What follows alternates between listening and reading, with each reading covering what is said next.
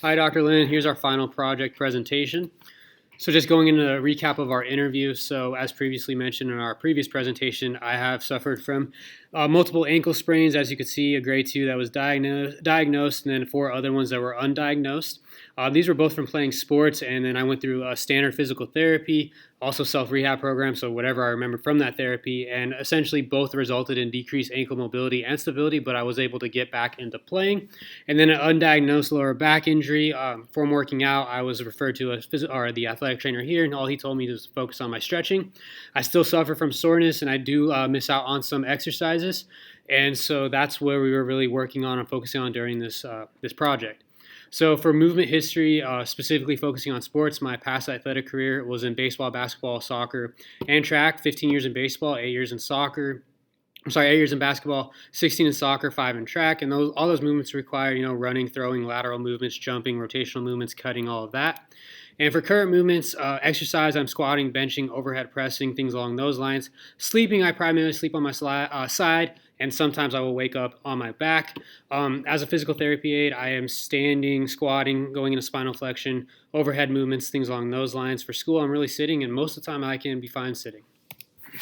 Moving on to the initial movement assessment, starting off with the FMS deep squat. So without the platform, we can see he can't get into a full deep squat. So we had to move on to squatting with the platform, and he also still struggles. But he does get into a deeper squat, and so we can see that poor ankle mobility was an issue there. And then as well as some shoulder mobility issues, as seen that he can't keep the dowel above his feet. And also at the bottom of the squat, there's some hyperlordosis showing a sign of tight hamstrings and weak glutes. So we scored an FMS of 1 on the deep squat. With the inline lunge, starting with the left foot forward, one thing to notice was the right arm struggle to get that dowel straight. So poor shoulder mobility on the right arm. And then also poor ankle mobility again, so that foot on the backside struggles to stay in line, and the foot forward lifts up a bit. Same thing here with the right foot forward. Another thing to note too with both of these, the left and right, was the dowel lost contact with the sacrum, again showing tightness in the hamstrings, maybe weak glutes, and also the torso leaning. And then, so FMS score for 2 on both sides there. Moving on to the hurdle step. So starting off with the right, both of them actually, we saw hip external rotation as well as inversion of the foot. So again, some inefficiencies in hip and ankle mobility, and as well as focusing on the videos on the left side with the anterior view. The dowel doesn't stay parallel, and he kind of shifts his weight towards the stance leg. So potentially we can maybe theorize that he's potentially relying on his IT band, but we would need a future follow-up test to see if that's true. And he got an FMS of 2 on both of these. So the follow-up test to look at glute max and glute med strength was the SL-RDL. Some things to note here with both of them. The dowel still loses contact with the sacrum, so again, tightness in hamstrings, potentially weak glute max, and as well as his hips open up to the side, or he even loses balance in one of the repetitions. So that's again showing some glute med weakness there. And then as well as on the stance leg, there's some instability on the ankle. Moving on to shoulder mobility. So with the left shoulder, he got 11 inches, so that's a score of 2. On the right shoulder was worse with 13 inches, that's a score of 1. And then again, that was just confirming that issue seen with holding the dowel during the inline lunge, where he struggled to get that right arm up. But all the clearing tests were passed for the shoulder. For the active straight leg raise, he got an FMS of 2 on both of these. So based on performance from the other tests, likely we have a hamstring issue here, but a follow-up test that specifically targets the hamstrings will be needed to confirm this.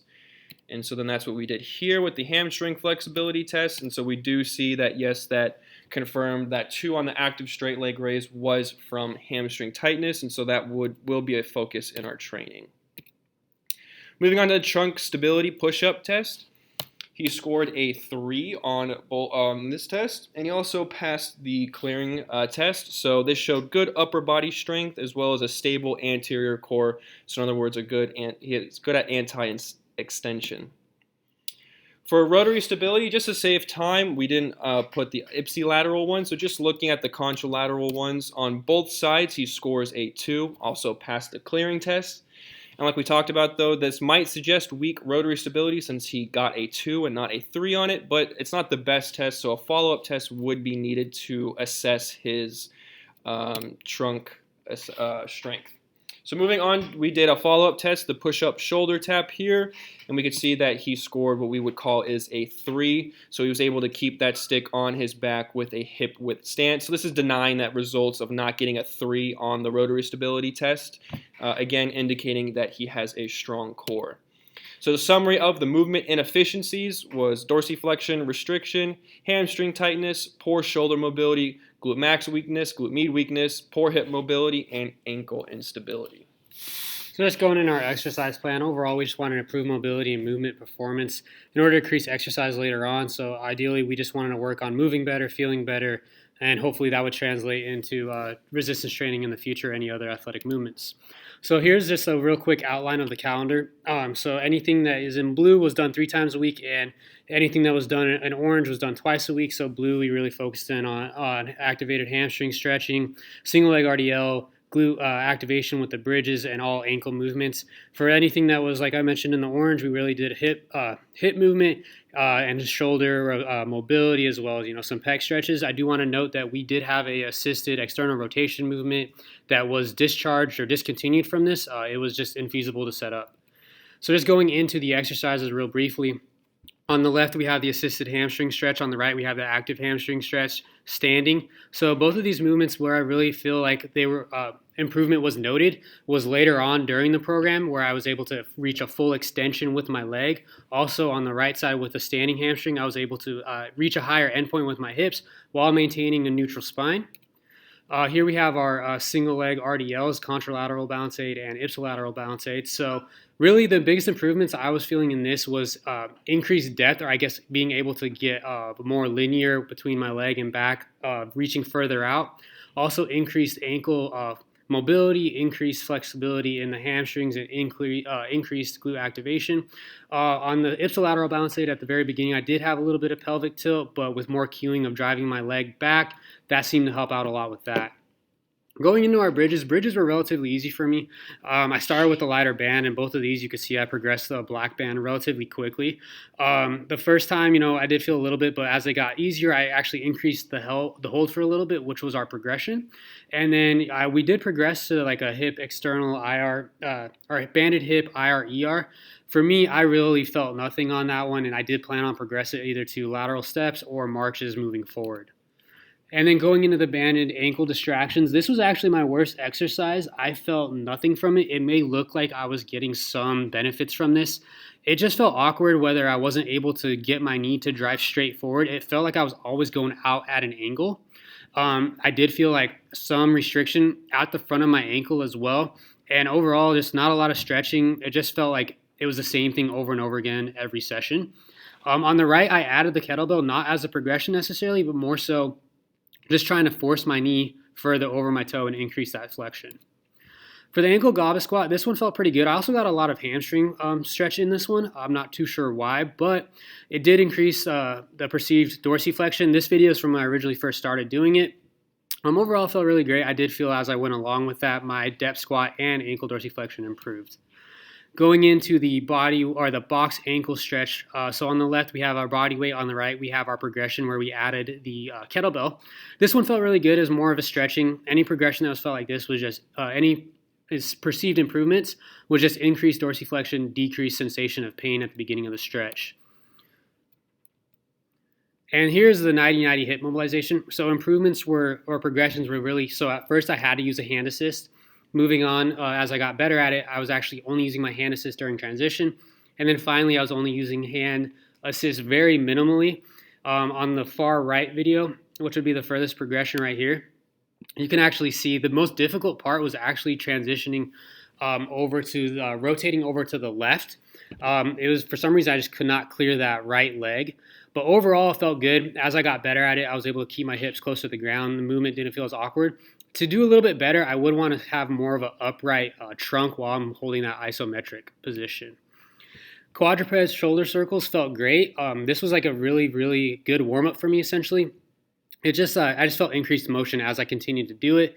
As I mentioned, we actually discharged the passive external rotation stretch. It was too much to set up at work, so all I did was replace that with the doorway pec stretch. As you can see here, just help increase flexibility and range of motion. For shoulder dislocates, with the banded, anything that was progressed, all we really did was do a closer hand grip.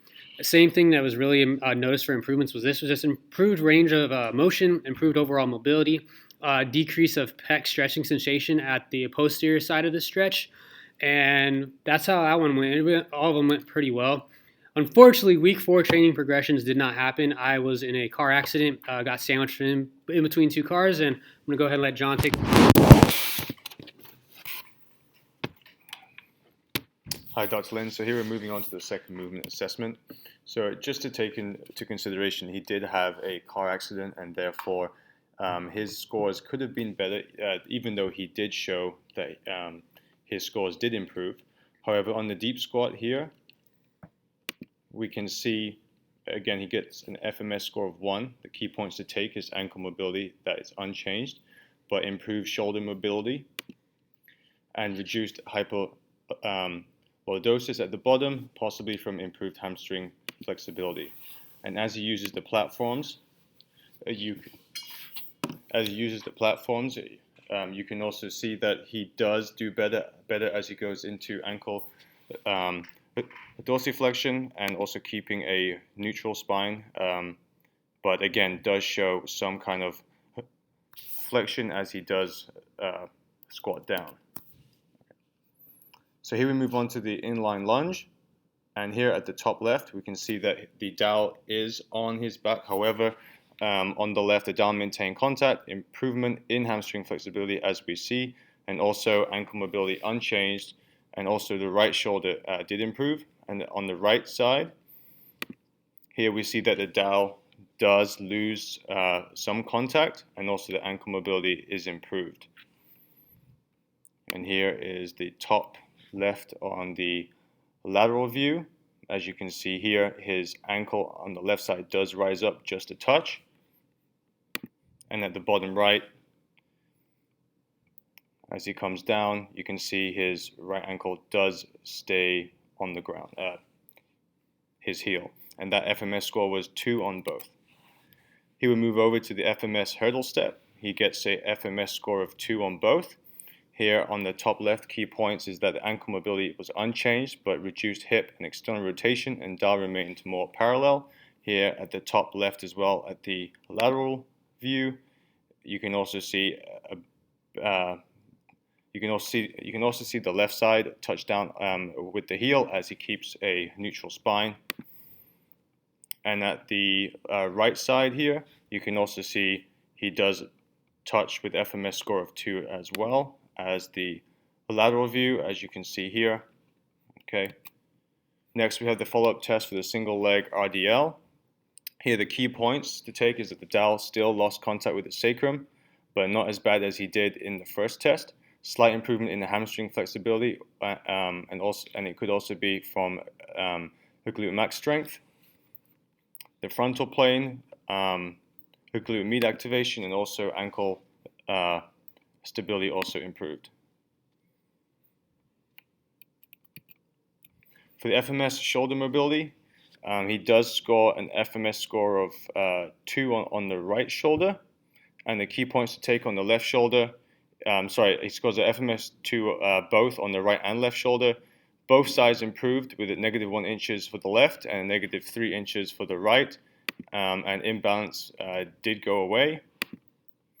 He passed both tests.